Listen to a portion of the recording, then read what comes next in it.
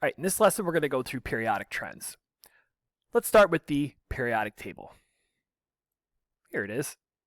Okay, so on the periodic table, we have every element that we know of, and everything is sorted according to the number of protons. Hydrogen's number 1, helium's number 2, lithium's number 3, and so forth. So that number represents the number of protons. So we have vertical columns called groups. Okay, everything in the same group has a similar number or similar properties. Then we also have periods. Okay, those are the rows. So everything in the same row is a period. Okay, so that's the periodic table. All right, atomic radius. Okay, so for atomic radius, let's do this. Let's take a look at Coulomb's law. Okay, so Coulomb's law is force equals the charge of particle 1, the charge of particle 2, over the radius squared.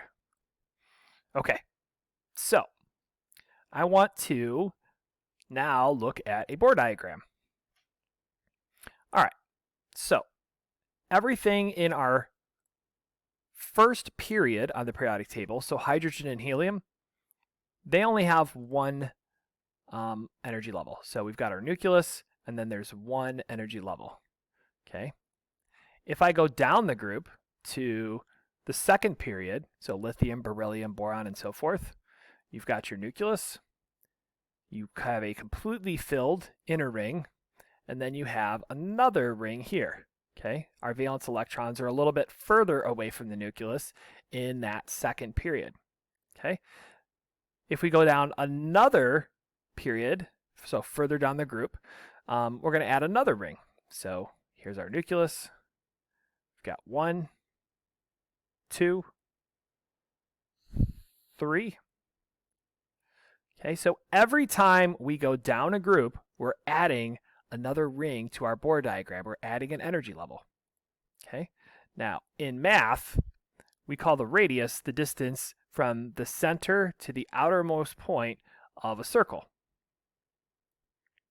Our valence electrons exist in that outermost energy level. So on this Bohr diagram, that furthest electron would be one of our valence electrons. Okay, so let's go back to Coulomb's law. The radius is on the bottom. So that means it's inversely proportional to the force. So what that means is the closer you get to the nucleus, the stronger the force of attraction is. The further away you get from the nucleus, the less attraction you have. Okay? So as you get further away from the nucleus, obviously the radius is going to get bigger. Okay? Because we're adding energy levels to our Bohr diagram. Okay? So the attraction on those valence electrons is going to be weaker, and it's going to allow them to get further and further away. Now, the other trend is as you move left and right on a period. So for that, let's take a look at the top here. Okay, so we have our charges here. So they're proportional. So that means that if we increase the charge, the amount of charge, that means the force is going to increase. So within a period, so let's look at the fourth period here. So potassium, calcium, scandium, we go from 19, 20, 21. So as we're moving from left to right on the periodic table, the number of protons are increasing. More protons means there's more of a pull on those valence electrons. So going back to our Bohr diagram, if we have more protons, it's going to pull everything in tighter to the nucleus, and that's going to cause our radius to shrink. So even though in the fourth period we have 4 energy levels, as we add more protons, it's going to pull those valence electrons in tighter and tighter and tighter, which will cause our radius to shrink. All right, the next trend is ionization energy. Okay, ionization energy is very much related to the atomic radius. So if you have a larger radius, it's going to take less energy for an atom to ionize. If you have a smaller radius, it's going to take more energy. So what does that mean? Well, let's draw two Bohr diagrams here really quick. Try to make them equal size. All right, so if I have a valence electron sitting in that outer shell, all right, in my first one here, it's pretty close, okay? So the nucleus has a pretty strong hold on that valence electron. So it's going to take a lot of energy to lose that electron. In my second Bohr diagram here, it's a lot further. So the nucleus, the force of attraction to that valence electron is going to be weaker just because it's further away. So because it's further away, it's going to take less energy to knock it out. Okay? So that's how ionization energy works. Okay? Here's another Bohr diagram. Okay?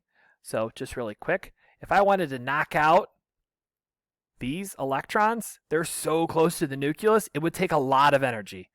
If I wanted to knock out this valence electron, it's going to take a lot less energy because the protons in the nucleus have less of an attraction to that. It's going to hold it a little less tighter.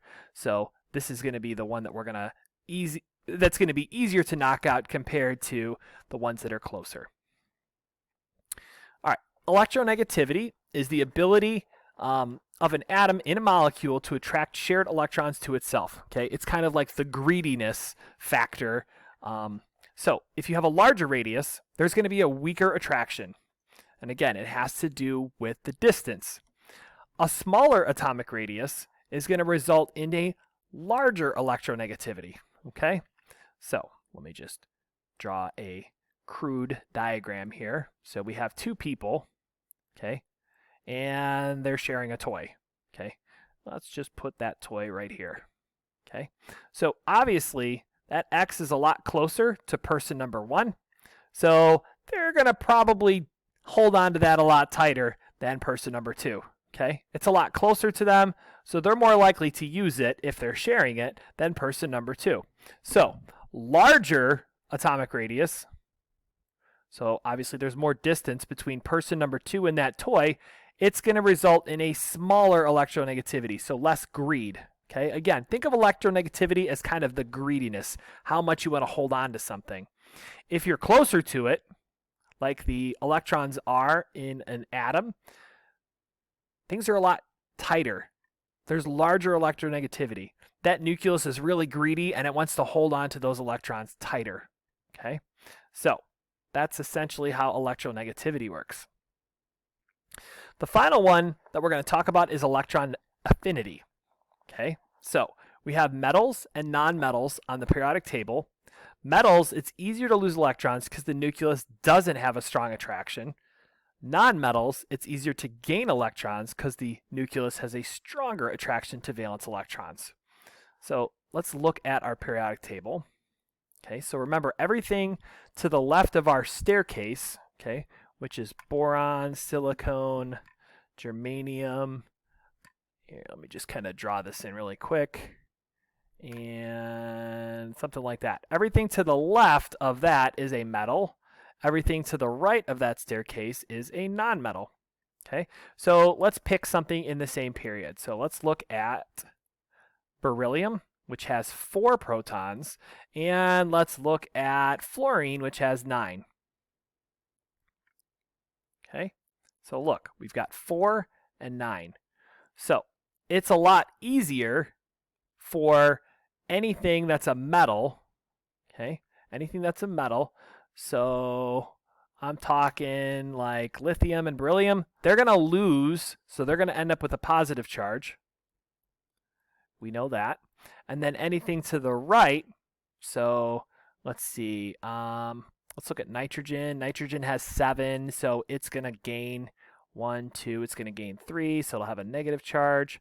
Oxygen has 2, so it's going to gain 2, minus 1. So those are going to gain electrons because they have more protons. Okay, so the 4 protons that beryllium has compared to the 9 protons that fluorine has, fluorine's going to have a much stronger attraction, and that's why it's easier for them to gain electrons. Beryllium has fewer protons, so that's why it's easier for metals to lose those electrons. And those are the trends that you need to know.